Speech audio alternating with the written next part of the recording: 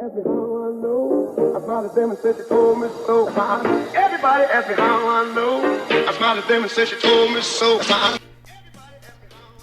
Good morning mga ka-Orban. Magandang umaga po sa inyong lahat. At today, welcome po sa ating Pinoy Rab YouTube channel, kung saan po ay ito po ay may kinalaman sa paghihito o pag-aalaga po natin ng hito dito po sa ating programang Pinoy Rab Foundation Urban Backyard Fish Farming. Ang ginagawa po natin ngayon ay gumagawa po tayo ng frame para sa ating i-assemble po na 2 metro, 2 meters by 1.5 by 1, no?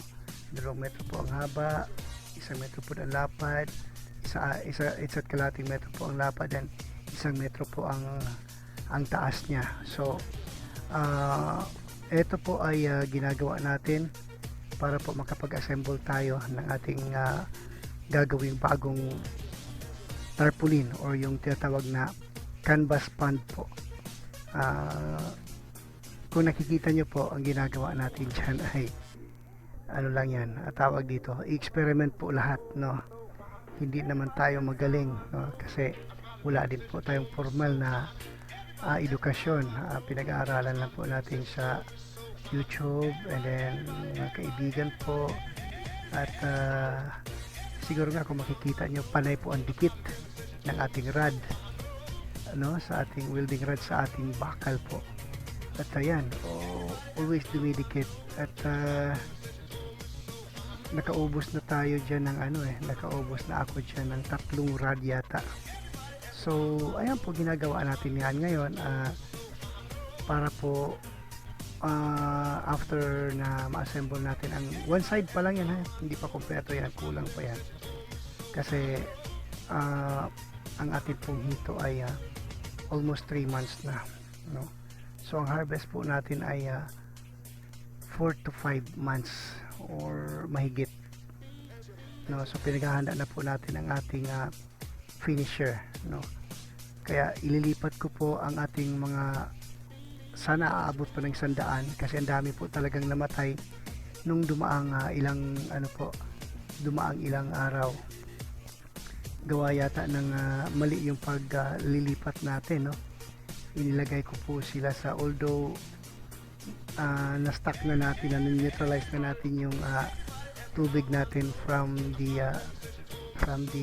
chlorine, but yun nga po, hindi pa natin alam kung bakit bigla silang nung isang madaling araw yun pangalawang beses na yung madaling araw. Yung una is napapansin ko dito sa maliliit na tub, kaya nga nilipat namin sa malaki, hinati namin yung mga maliliit po sa maliliit po na ating makeshift po, isang refrigerator po na sira ay ating ginawang pond, at yung sa mga maliliit po ay patay po, ang dami pong namamatay. At sa doon po sa kabila, yung sa malaki, ang dami pong namatay.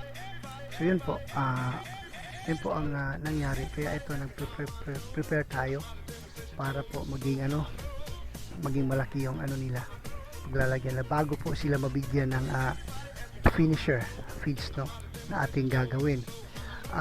Yung pagbibigay natin po ng pagkain ay napag-aralan nila po natin sa sa internet, sa YouTube, at saka sa tawag dito sa ChatGPT, at of course nagtatanong din po tayo sa mga may alam.